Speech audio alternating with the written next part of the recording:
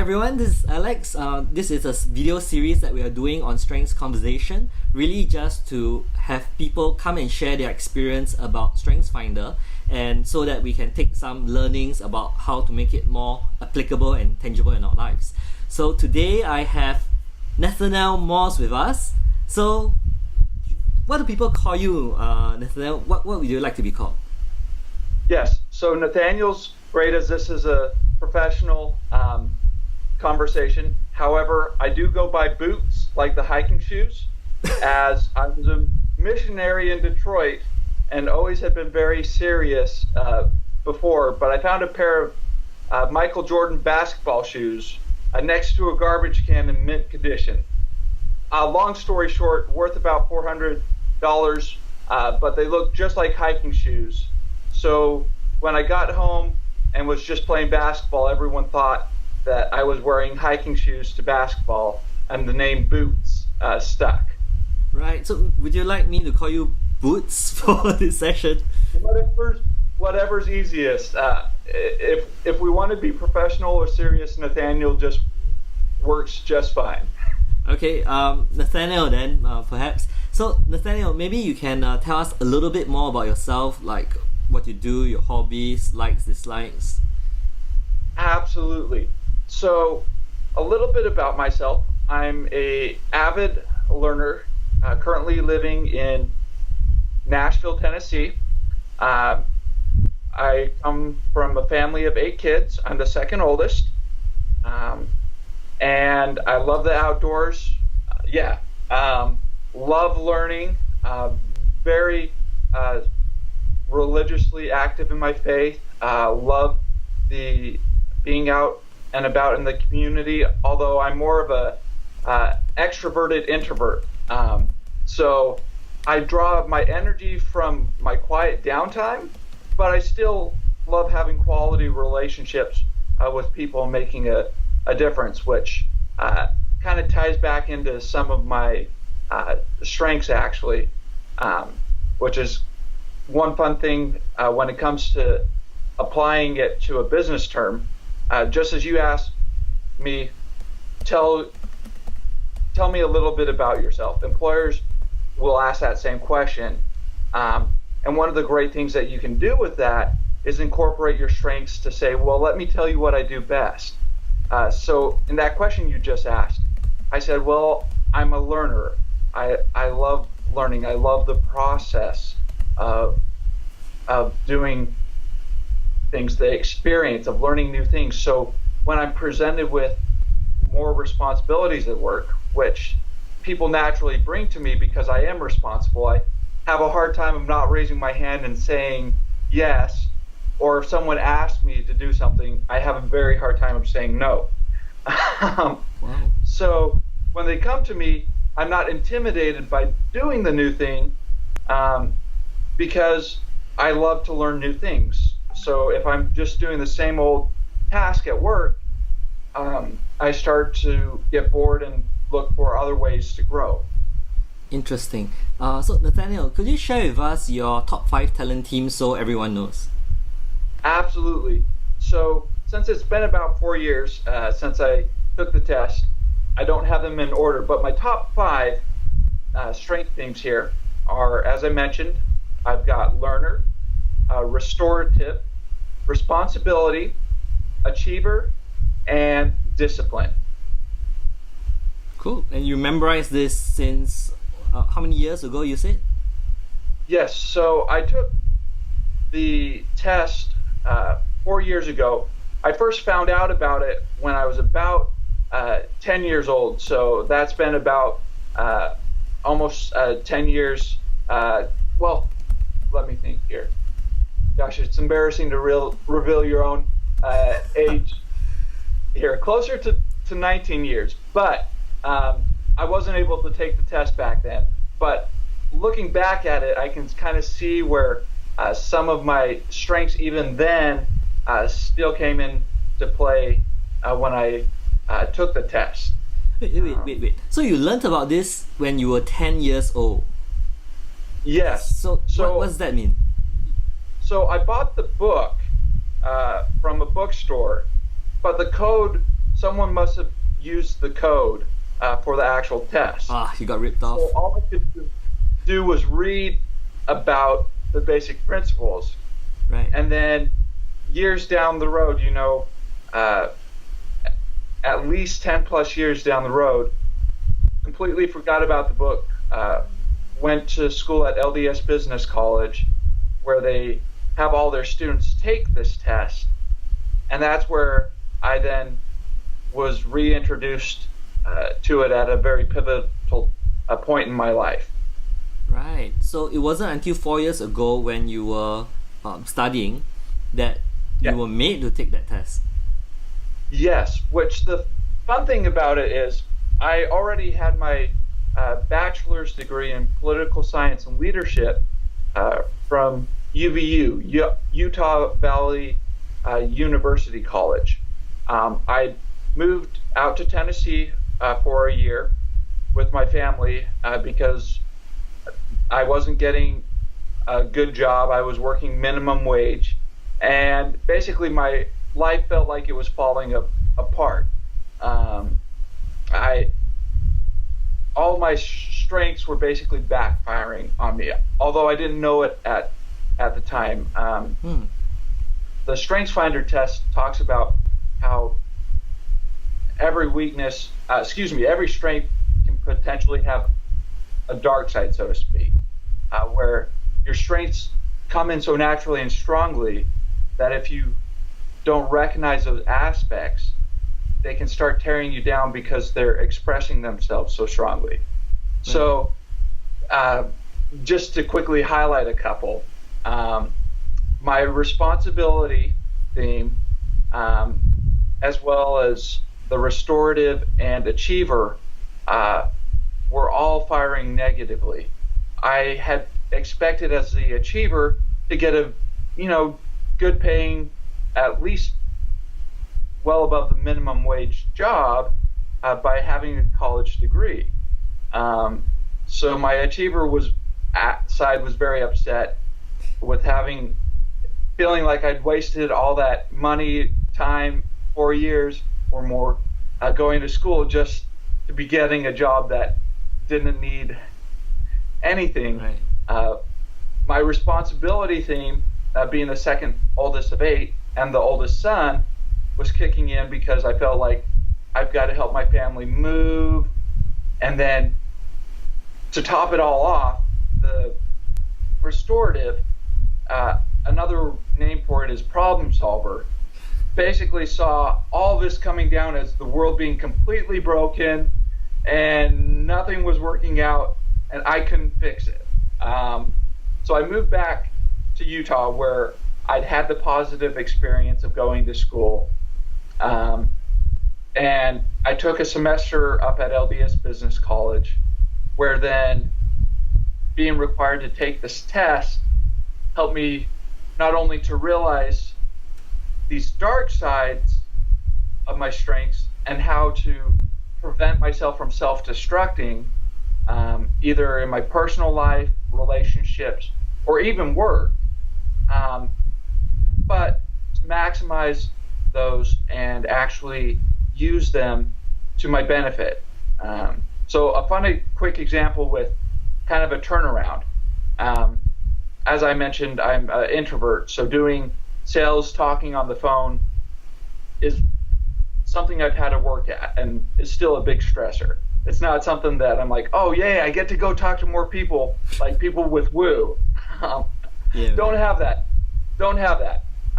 But it was pointed out that since I have restorative, I like to solve people's problems. So that landed me into taking a call center customer service job for 3 years, which ultimately I decided, no, that's not quite how I want to use my restorative strength, but it allowed me to pay the bills while I then was exploring other career options. Right. Starting up a longboarding company with a friend where my learner thrived, my achiever and responsibility and discipline were all doing very well in this challenging entrepreneurial environment while I was also personally living out on my own for the first time, bought my first car, and just had a whole bunch of other fun adventures. Right. So, what was your first impression of the report? So earlier you said that it was all firing all the wrong ways for you, and it's basically was tearing your life apart. And then you get this report, you read it, and you go, oh, restorative achiever, discipline, so and so forth. So what was your first impression when you read your report? Well, I was devastated, and everyone else in the class was actually laughing, because just as the book kind of says, you know, if you compare it to an animal kingdom, you know that a squirrel will naturally be very good at climbing trees, right, and a fish naturally be very good at swimming. Right. So they could all see, like, oh, as I was describing how my life felt like it was falling apart at that time, because literally I took the test within the first month of moving out there. So I was still going through the challenges of finding work, of housing, and they were laughing because they're like, well, you've got the achiever, you've got the responsibility, you've got the discipline, so you knew something wasn't working. So to try to fix it, you went to back to a place that you knew you were happy. You went back to an environment that you knew you were good at. I got a 3.82 GPA, so almost close to a 4.0. Yeah. So like 1 or 2 B's at most. Anyway, so they were laughing because they could see that my strengths were still kicking in, even though my restorative side was like, oh, everything's broken, I can't do anything, I don't have a job right now. They were laughing because they said, you're doing the steps, you recognized you needed to be out on your own to move your life forward, so you're taking responsibility for that. You got discipline because you set a budget while you're living on savings, so you don't go broke. While you get a job, you're going back to school here to try to find other ways of bringing in income and fulfillment for yourself personally. So that's kind of the initial response. I was shocked, downtrodden, as I read through it, and they were just thrilled because they were like, oh, these are the positives. And they, in turn, then, over about the course of a month or so that we had this class, helped turn around in our class meetings to say, oh, these are the strengths of your talents and how you can use them to help others while enjoying life better myself. Right. So it's interesting. All your friends could see how your talents were positively contributing. They could see all the bright side of what's happening, but at the same time you were feeling devastated. But why were you devastated when all of them were telling you how you were showing up? I don't get it. Yes. So as I mentioned, I found out about the concept as a youth, and I've always been very achievement driven. I've always taken notes, had my list of things to do. So for example, a friend said, oh, if you're a decent runner, you'll run 6 miles in 30 minutes. Not true at all. That's Olympic standards, basically. But me not knowing any better, and the achiever plus discipline and responsibility said, oh, I think I'm a decent runner. I'm going to try to do that. And I kept pushing myself so hard. I first of all got 1 mile in 10 minutes. But the achiever instantly said, nope, I've got to get 6 miles in 30 minutes.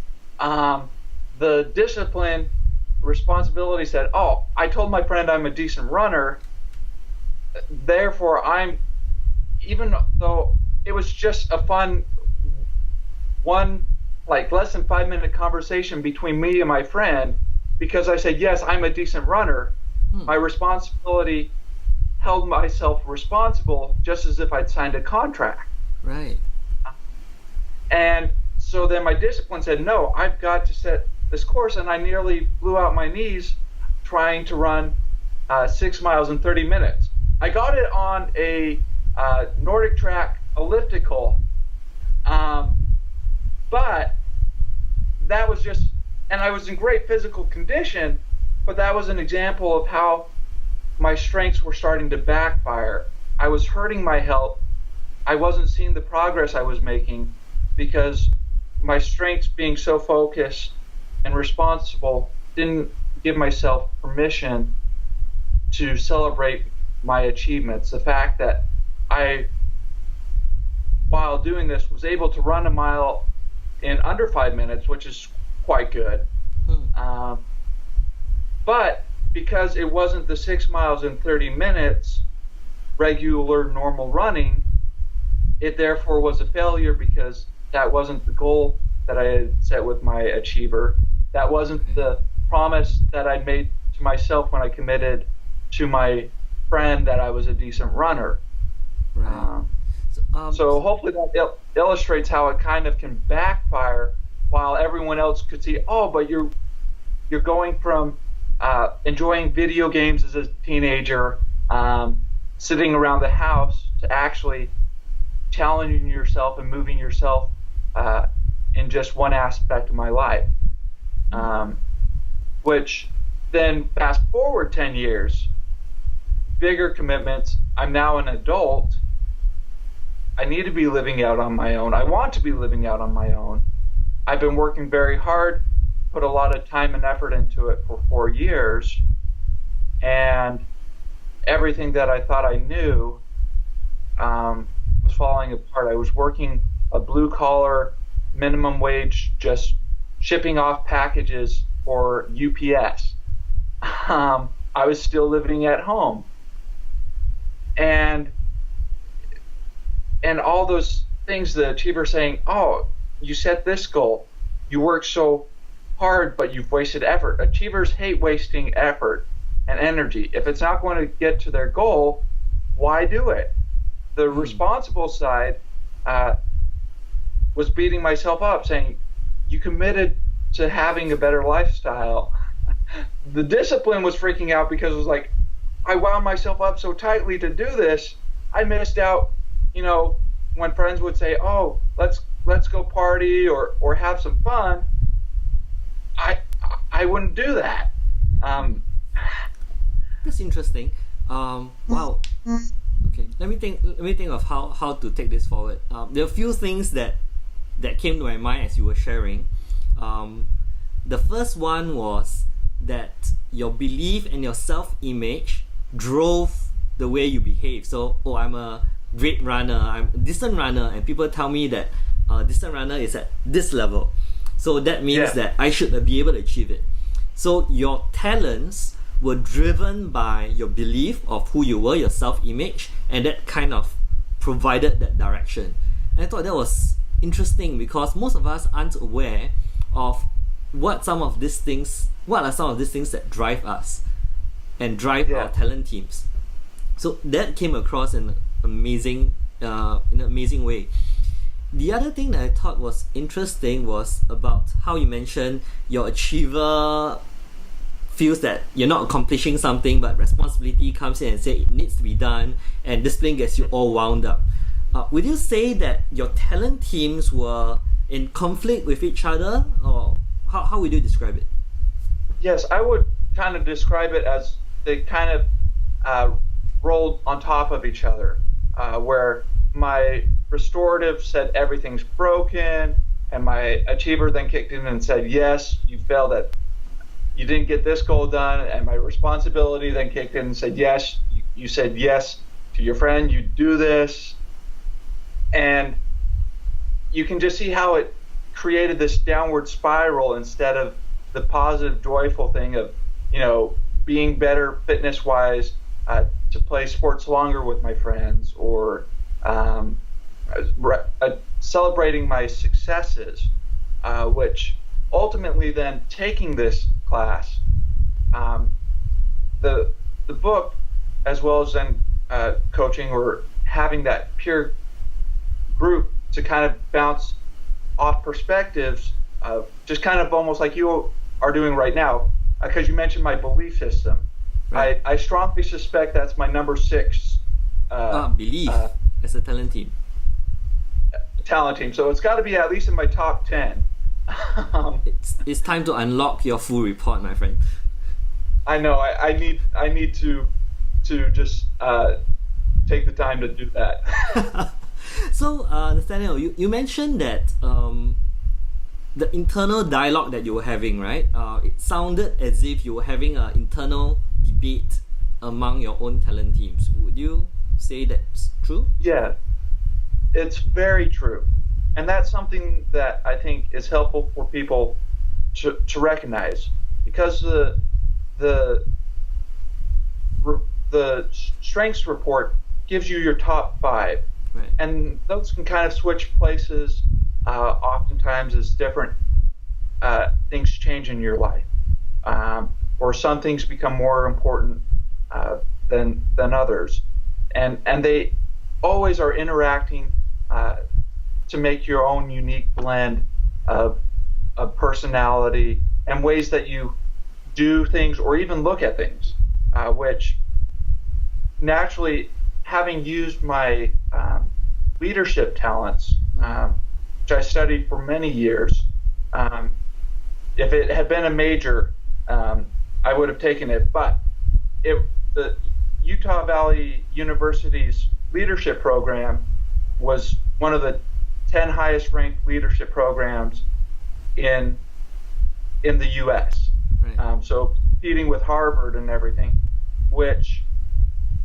so this internal dialogue of self-awareness, of taking the time to analyze your thoughts, your behaviors, to see how they're impacting you, is something that I've naturally done since I was a youth, which then actually kind of helped me then with the class and these strengths, because as you go through the strengths, they'll mention things that you can do to help strengthen them, which for me then actually were things that I needed to do to help myself wake up and realize, okay, achiever, yes, as soon as you mark one thing off your list, you put 100 more on. But look at the things I've gotten done today. Discipline and responsibility, holding myself accountable to myself. Wow, look at taking this time to write things down, just what all I got done, how well I used my time and held myself to that schedule. Discipline can also be called persistence, because you're very good at pushing through hard things. So just doing that, in fact, I've got a vision board, which is another leadership technique where you have a board of things that you basically visualize and hope for. Yep. I wrote the weaknesses, but then the things I needed to do to keep myself from falling into those pitfalls in any of my life areas. So if I started to feel stressed at work, fun example of that, with working at Amazon's warehouse where I currently work, my manager wasn't addressing a problem, which sends major red flags for the restorative problem solver. Yeah, I know. And without realizing it, I was starting to get upset, even though I was brand new, and he was right that I needed to focus on doing my job instead of solving the problem. Right. However, as the conversation started to escalate, having had this training, I was able to internally step back and say, wait a minute, that's my restorative side coming out. Let him take the responsibility. Again, my responsibility thing was starting to kick in, where because I saw a problem, I felt like I automatically had to take responsibility. But one of the key things that it says with responsibility in the book is to learn to say no, to not always take responsibility for everything. Right. So when my manager said it's my job to fix the problems, I was able to say, okay, you're taking responsibility for it. I'll let you fix the problem, even though I'll still think of ways to improve it. I'm going to focus instead on figuring out how I can improve my stowing, meeting my job requirements, so I can then move forward and add value to the company, which I've actually done. Right. So what I'm hearing is that you have managed to catch yourself when you get frustrated. And I think Yes. that many times our talent teams show up in a way that causes us problems. We might overuse it, or we use it in the wrong context. What advice do you have in terms of how people can catch themselves and to turn it around and use their talent teams in a more effective way? How do you do it for yourself? Absolutely. So one of the biggest things that I do is I keep a daily journal. Yeah. So I'll write down my experiences, and that helps my internal talents, myself, to kind of look back at my life, take that 360 lens, step out of my life a little bit and say, oh, these are things that I hadn't thought of or recognized, even though I just had lived them. Right. Another key thing that I've done, because everyone can relate to stressors, pains, as well as happiness, Right. is focusing a little bit of my time, maybe like 5 minutes of the 10 minutes that I'll take to write my journal, and say what situations made me happy and why, as well as then the negatives, like I shared with looking back at my day. I was then able to further recognize with my manager, oh, it wasn't just the restorative theme that was kicking in, Right. but the responsibility side, which I was then able to take that. I'd ended the conversation on a good note, but he was still my manager, and I still wasn't happy with him. So taking that time to write in my journal, I was then able to set a plan to say, okay, here's my duties, so my responsibility seems happy. Here's the steps I'm going to take the plan, so my discipline kicked in. And I'm just kind of walking you through, and hopefully the viewers, this kind of internal step process that I took with my journal writing. So I created the plan. My achiever was happy because then I had a to-do checklist that I could check off as I got those things done. Right. Ultimately improve, which I believe restorative's my number one strength. I'm almost absolutely certain it is. Just looking that self-awareness. You can, if nothing else, as viewers read the book, if they're interested beyond their top 5 and don't want to take the test, they can highlight the things in the book that stand out. And the ones with the most highlights then are probably in their top 10. That's a possibility. We've seen many people. I'm staying with the top 5. 'Cause that's what and it's a lot of work for that. I'm not like most people in the fact that I've got kind of this internal awareness process. But those are the big things that I do. I write in my journal. I also then take the time to recognize those happy moments and compare them to the stressors. Right. So I'm happiest when I figured out how to fix something, but I wasn't necessarily on a time deadline that I was stressing out about because of my responsibility, discipline, and achiever things. So in my own work right now, I'm often put in a individual role, still very important to the overall team success, but one where I have my own freedom to be doing what needs to be done. And I'm very good at it because my managers know with my responsibility, it will get done.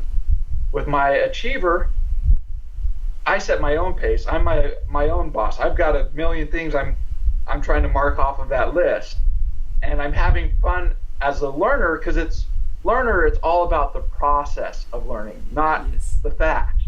So as I'm racing through trying to figure out through the a quarter of a mile wide facility I work in, how to improve things as I'm running, marking one thing off the list, and yet a million more pop up. Oh, this is how I can improve. I talked to another, they call us indirects. Oh, how do you do this job better? And he's like, oh, well, I used a different type of cart to pick up the empty cardboard from the stowers stowing merchandise, whether it's a Barbie or a shirt somewhere in Amazon's warehouse.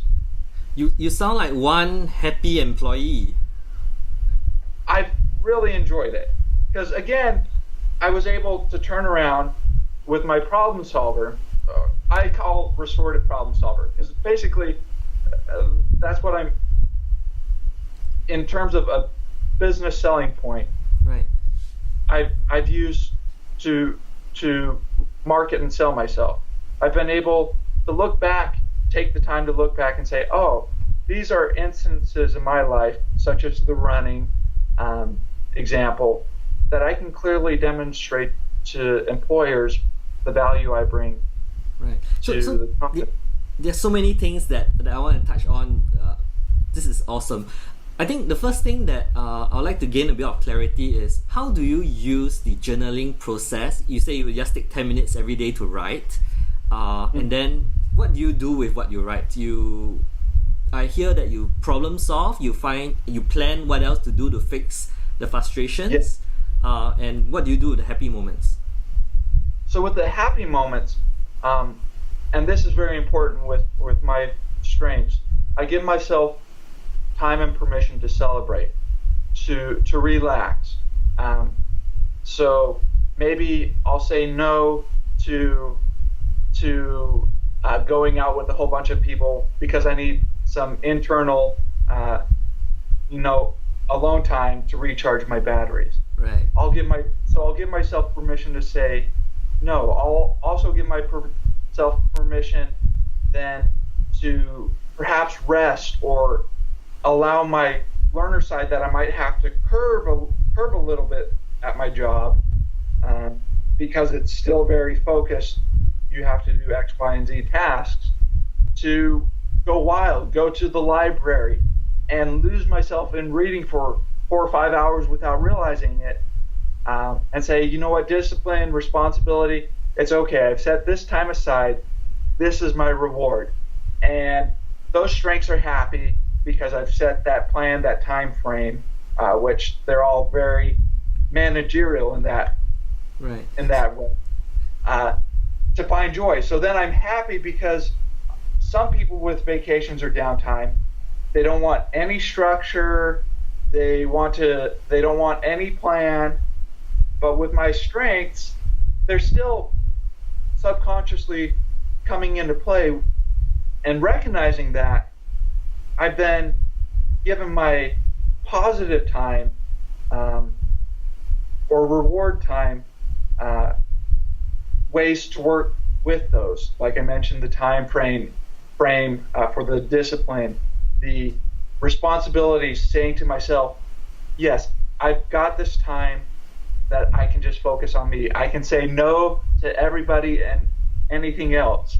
I can go hog wild and read for hours and hours on end.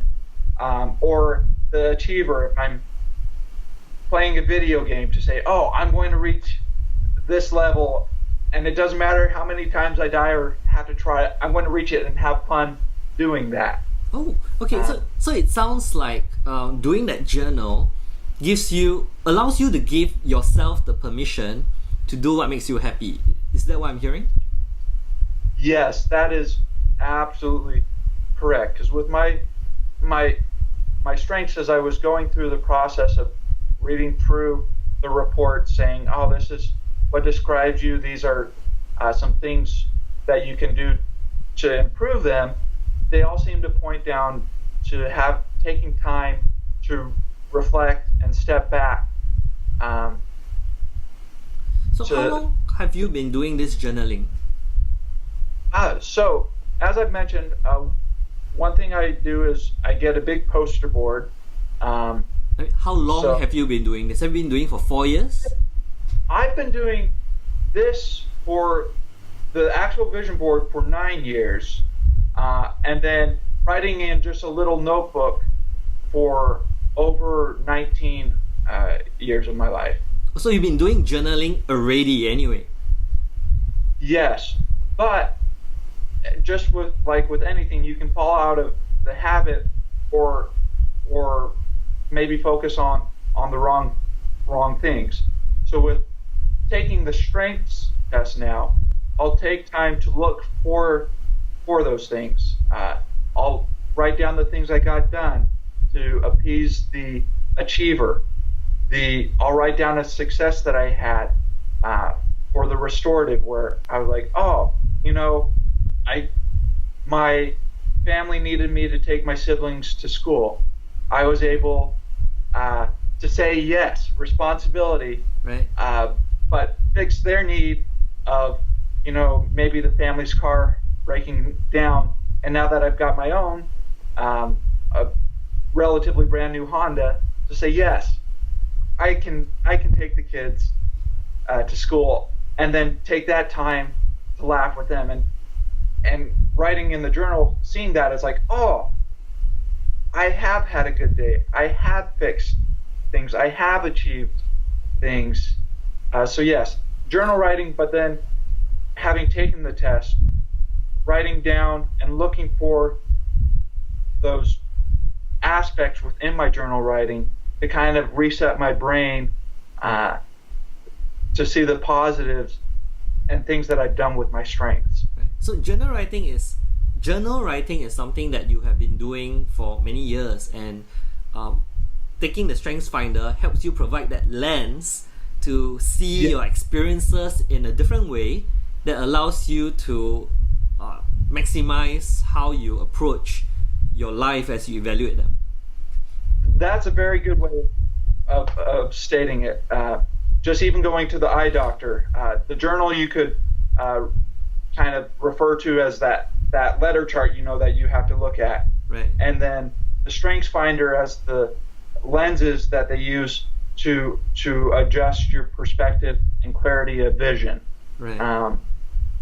So then when you get out from the eye doctor, to see better and therefore perform better.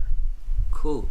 So I think one of the things that we can recommend to people is to start writing journals to highlight the areas which they are frustrated about and the areas which they are happy about, and start evaluating from the lens of their own talent teams, their top 5 or maybe even top 10 or 12 if they take the full report.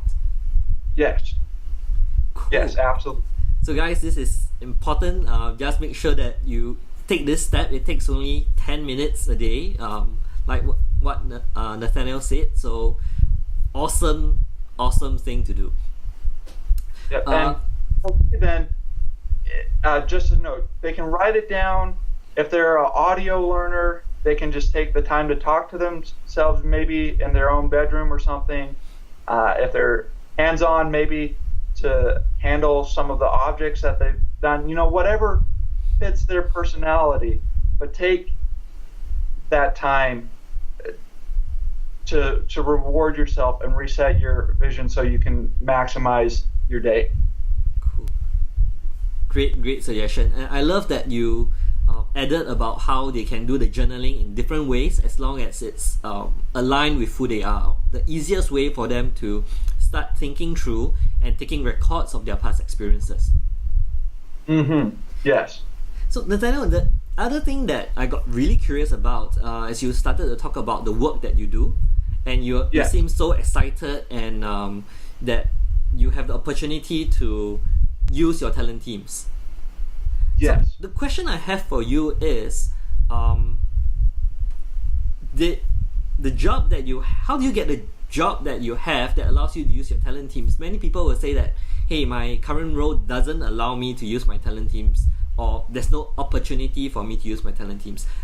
How do you get there? Is it something that you found? Is it something that you change the way that you approach your job?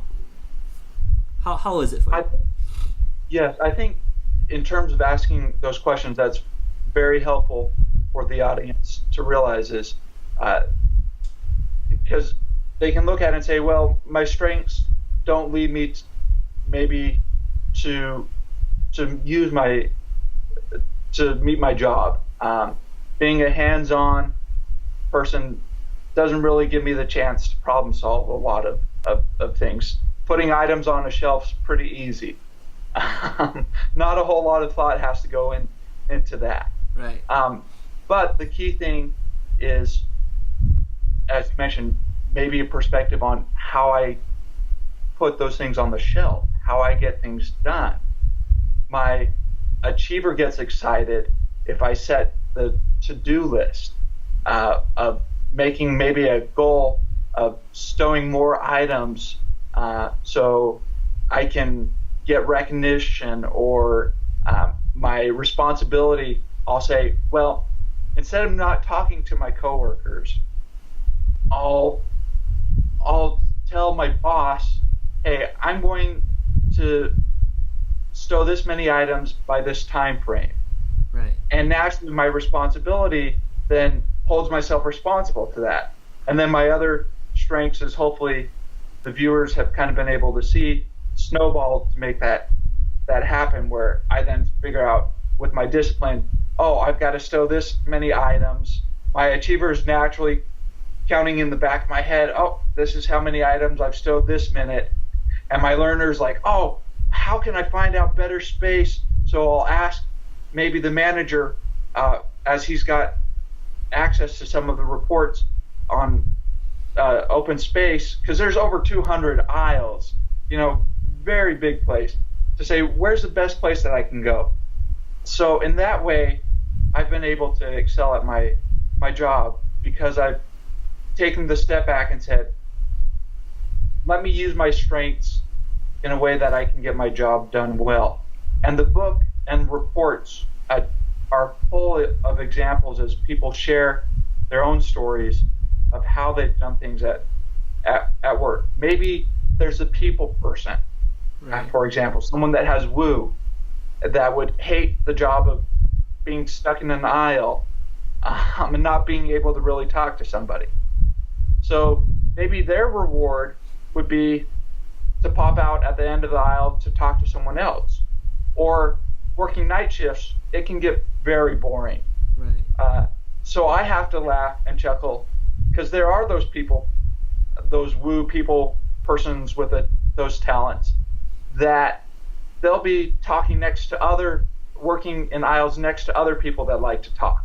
Right. And because their strengths are such that they can multitask and talk, they're wide awake just talking about random things. Maybe someone has intellect and likes to just learn a lot of random information. They can use that to keep themselves awake and happy while they're, fulfilled while they're meeting their tasks. That's something that I've done, or I've used their strengths then, because most of the time I'm happy working off by myself. But at the end of the night, when I'm tired and need something to keep me awake, I'll stow closer to those other people that have those strengths to keep me awake. So most of the night, I've worked very hard, giving them all the work they need, things to make their work flow smoothly. But when I need that pick me up, they're there to help. And I've kind of shared some of the basic things about me, like, hey guys, I'm an achiever. Yes, I work very hard, but if I seem to be a little down or hard on myself, compliment me. Tell me, hey, step back, you're doing great. Cool. So you actually tell your colleagues that this is what you need, and how you behave, right? So our talents are our natural recurring pattern of thinking, feeling, or behaving. So you actually tell your colleagues, you have that self-disclosure to them. Do all your colleagues take StrengthsFinder as well? No. As far as I know, none of them have. Amazon's a very, very big place. But that's the competitive edge that someone can use from having taken the StrengthsFinder, because not only can they create that support once they have this knowledge, but they can sell it to their advantage. I've been moving up from being a stower to kind of these more important indirect roles that get me much closer to management, higher paying positions, because my managers know. I've mentioned, oh, I'm responsible. What did they do? They decided to test it out and let me put me in a part of the facility very far away from them, and then check in at the end of the night to see if I got the work done. I got the work done. They didn't need to micromanage me. So for them, it's like, oh, that makes my job easy. Right. And not only me telling them, oh, this is how I perform best, they then know, like I shared with my manager that I hadn't gotten along well with because I knew his personality just wasn't quite the best fit for me. Like cogs, it just wasn't quite the right gears meshing together. So I mentioned this to him, and we both had a good laugh because I was able, with my leadership training, to recognize that and say, hey, we might just need another manager to be over me. And we still see each other every night, but because he's not personally managing me, and my current manager now knows how to better complement me, and his personality, leadership style fits more in line with that. He's more laid back, believes in letting people do their own thing, but holding them responsible, whereas this other manager was very much the micromanager, had to constantly be seeing what you were doing, telling you what to do. They both got things done well, but I performed better with the other one. Mm-hmm. And this first manager that I was under that I don't work with well, he can let go and say, oh, I told my manager to tell Nathanael Boots to get this done. It'll be done. And it works out well. And he's often come back with me when we've been having rewards, raffles, and recognizing that has given me some of those prizes because he knows I put that effort in to make not only my manager but him look good, because I've been using this knowledge to not only help me but help them.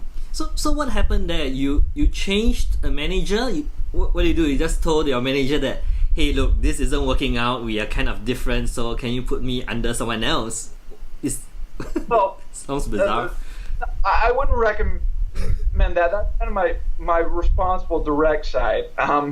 With the restorative and responsibility and discipline, it makes me very direct when I'm confronted with something. Right. I'll try to avoid confrontation, but once you back me into a corner, I'll be very upfront. So the first thing that I did was I looked for ways to work around it. I explained to him, hey, these are some of my personality strengths, the things that I work on, part of who I am, right. My character. So if you can, please, maybe instead of checking in with me every hour, give me 2 or 3 hours right. to get the things done, and then ask, is there anything that I can do to help you, instead of, have you gotten these numbers done? He's got the reports. He can find that information. And then asking him and catering to his things. So when he'd ask me a question like, oh, have you gotten these numbers, these things done? Recognizing what he just needs is a direct yes. And I can breathe, and knowing myself, then if he asks for more information, give it to him. Otherwise, just say no. He's okay with a yes or no. Right. And because I built that rapport with him, when our company was going through some shift changes, I mentioned to him and the other managers, hey, I don't think we're necessarily the best fit together. We still get the job done, but we can improve performance. That's another thing, is no one likes someone that's complaining. They like solutions. So that's where I've turned the restorative, but dark side is problem solver, to a solution finder. I prevent things from breaking down because I know that strength, and I look for ways to help the people I work with benefit them. And if it benefits them, they're more likely to benefit me because I'm making it easier for them. Right. So I'm hearing a few things. First is that when you do your self-disclosure about who you are and what you need, your bosses might want to test you, and that creates opportunities for you to perform in a way that's suitable for you, because they don't test you in ways that are contrary to who you are, but they test you in ways that you said you were good at, right? Say, oh, this guy is responsible, so let's test how responsible he is. Oh, this guy loves to fix problems, so let's give him a problem, right? So it actually helps to align you with opportunities that you can perform well, rather than opportunities that you don't perform well. Yes. The other thing that I'm also hearing is that it allows you to be more forthcoming with your managers, that kind of helps them to manage you better by letting them know how to work with you. Check in with me not that often, like maybe three times a day, you said? Yeah, exactly. So 12 hours a shift instead of every hour, where some people need that. They know, if I need to check in with him, check in with him every couple hours. Otherwise, he won't be able to focus on doing his job. And they've seen the numbers. Then when they've tested that on the other way, of being like, well, let's see if that's actually true, and check in with him every hour or every several minutes, then they've been able to see, my performance has gone down. I've started to make mistakes. Right. And so they know both ways, because I've had that self-disclosure and then confidence that it's brought me to share that with them to work better. So it creates kind of like a laser beam focus in terms of what people can do to work better with each other, especially for you in the case of how your manager can interact with you, expectations clearer about how do we best work with each other. Exactly. It creates that win-win environment because I've been willing to make that effort to give that self-disclosure and continue to personally develop and take the time to be self-aware with my journal writing and life experiences. That is awesome. So Nathanael, we talked about your role, and you could have, like you said, putting things on the shelves with boring stuff, right? It could have totally been a desert in terms of the opportunities to use your talent teams. So what would you say differentiates someone who's able to use their talent teams, like in your situation, to be, I find that I like to learn different things. I will find problems, best ways to stack things on the shelf, versus someone who would sit at a corner and say, hey, look, this is so boring. It doesn't use what I'm good at. What differentiates these two types of people? Yes. I think, that's a hard question because everybody's unique, so that will vary. But I think personally it's been my decision to make the best out of my life, to use resources and opportunities as I find them, like I did when the StrengthsFinder test became required, instead of being like, this is a requirement, pass the test, forget about it, move on to the next class, or maybe get the assignment done so I can go play with my friends or do the video game. That personal choice to take advantage of that, I'd say, has set me apart from those other people, because they're just looking to get by from paycheck to paycheck, but then they're also complaining about how they never get chosen for those better work positions, less boring positions, on a day-to-day basis, because they're self-destructing. They're saying, life's bad, or no, I don't have opportunities, or no, I don't want to work harder. even if it's just making a little bit of effort. Like I said, 5 to 10 minutes of just even thinking as I'm on my way to work or doing something else to help my strengths has made a difference. Those people haven't been willing to do that, because I've been more than happy as the problem solver, restorative, with conversations to point out as I see people's strengths. Maybe it's not the test, but the things that they're good at. Right. To say, oh, hey, here's what's you're doing good. Here's what you can do to improve. But if they don't want to listen, ultimately it's their choice. Right. So it's a personal choice to make the best of what we have, to creatively use all our talents in what we do. Yeah. That creates even more opportunities whereby you in future get to do more interesting things. Absolutely. Right. Exactly. So you create your own opportunity because you chose personal choice, to leverage on who you are, your talents, to create the best work that you can deliver, which then open up different doors. On the flip side, people who choose to do it the other way, it's like, well, look, I got no opportunity, and then they kind of condemn themselves to boring roles which they're stuck in. Yes. So I think that's it's really a wake up call that, hey, look, we all have talent teams, so it's important to think about how we can use who we are in every task that we do, so that we also feel more engaged and more, I'll say, we feel happier in what we do. Yes. And then kind of a final note, because I focused a lot on how it's helped me with work and personal success. With relationships, then I've had my whole family take the top 5 part of the test, just to help me understand maybe where ways we clash because of our strengths. My mom has individualization, some of those people talents. Right. So she walks into the store, she instantly knows everything about every store clerk, and it takes forever to shop with her sometimes. Okay. But people love her.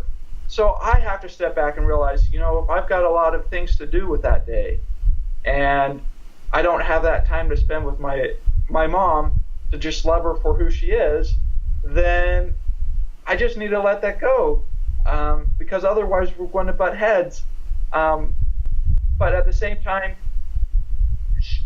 she's always brought so many fun, interesting people over to the house that I've been able to then have many wonderful dinner conversations or discussions with as a introvert, the one-on-one, that I wouldn't have if it wasn't for her strengths. So those things, as you start to see the interaction, even, for example, my dad has input, which if you see those people on Jeopardy, they know every random fact, but they tend to hoard everything too. They never save information.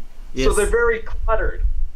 And even though we both come back to a similar root of information and learning, it's a process of learning. So as soon as I get done with something, that information is out the door. It's out of my life with my achiever. It says, no, I don't want space clogged up with stacks and stacks of information that maybe someone down 10 years of the road, which my dad's had, is like, oh, do you have this information? And he's like, oh, yes. Takes him 10 minutes to find it, digging through his stacks and stacks of stuff he's never touched in years. That's the amazing thing about people with input. They are able to collect so much information and able to produce it at such short periods of time. And I tell you, there are other coaches that I know with input team, and I will just go to him and say, hey, do you have information on this? Within the next minute, he will send me 10 different emails with articles, PDFs, YouTube videos. I'll go like, oh my gosh, how do you do this? And it's amazing, I tell you, what they can do. It is, and see, that's where then the real power in terms of using it in a work environment or with friendships or family comes into play is as you understand those aspects of them, and it's all about that communication, understanding how you and others work.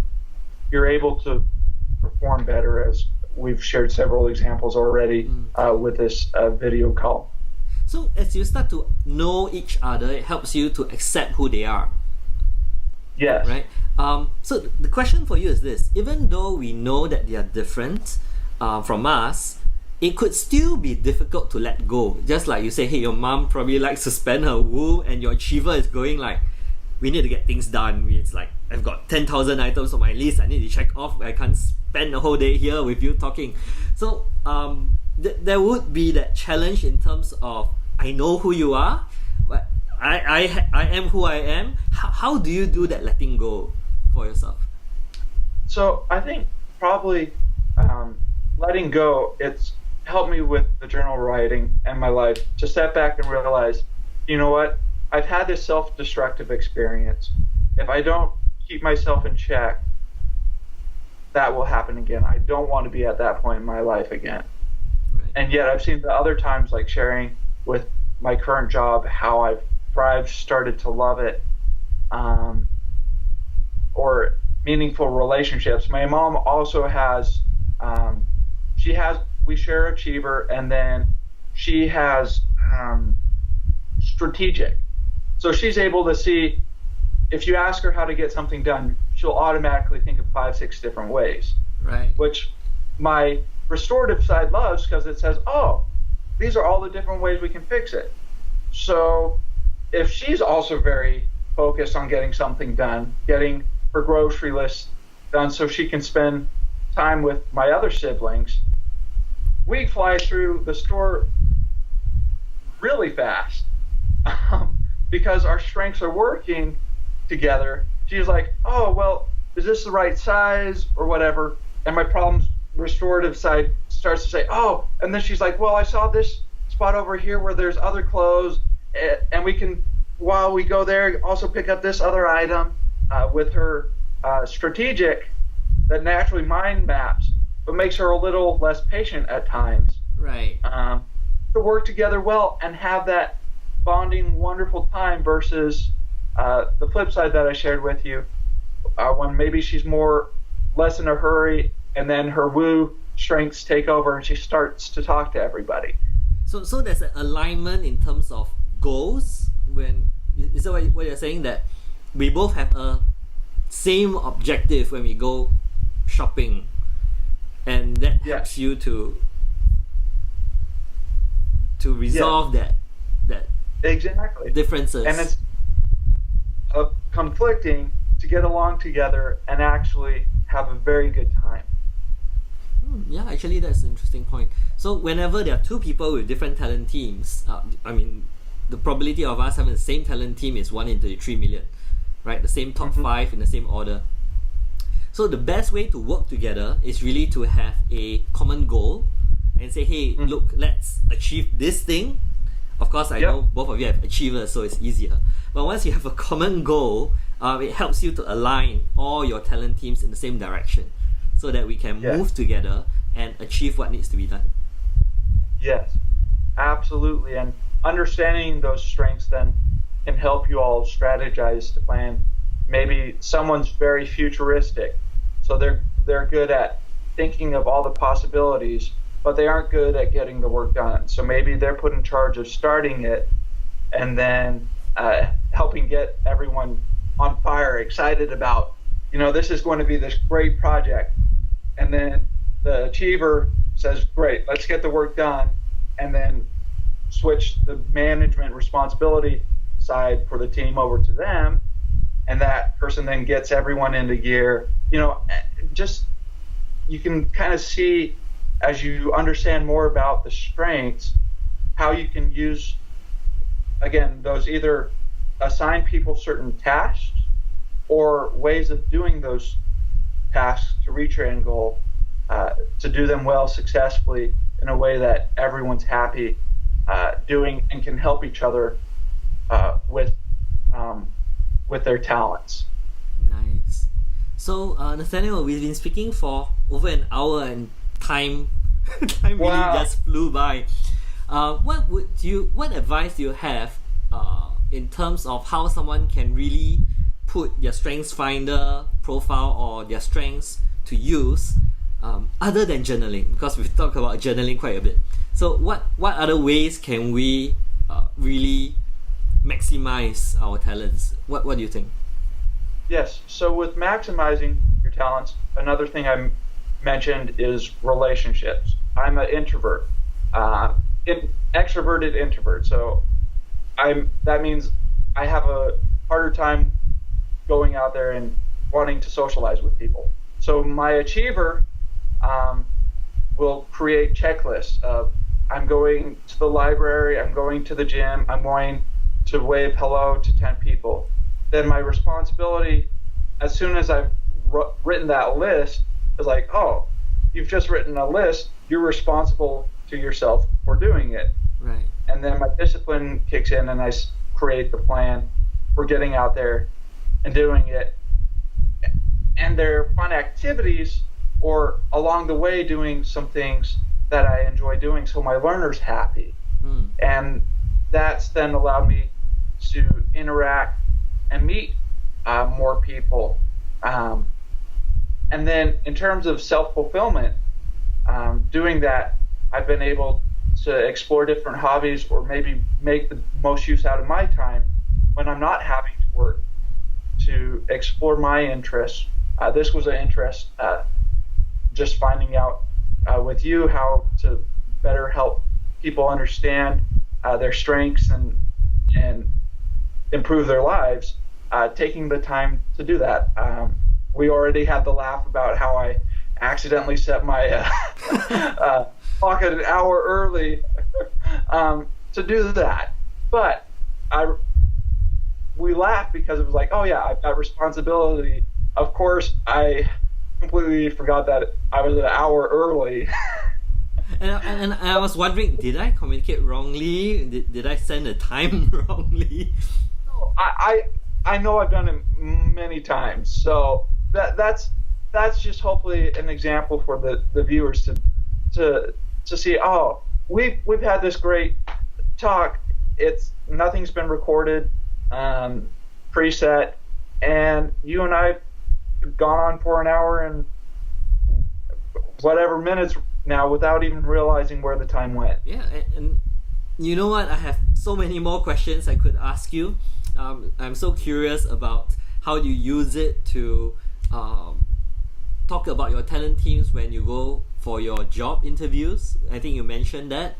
I'm curious about the class that you went for in university and what they covered and how that helped you. I'm interested to find out more about how you have used it to resolve problems in your life. So many more things we could talk about. Unfortunately, the time is up.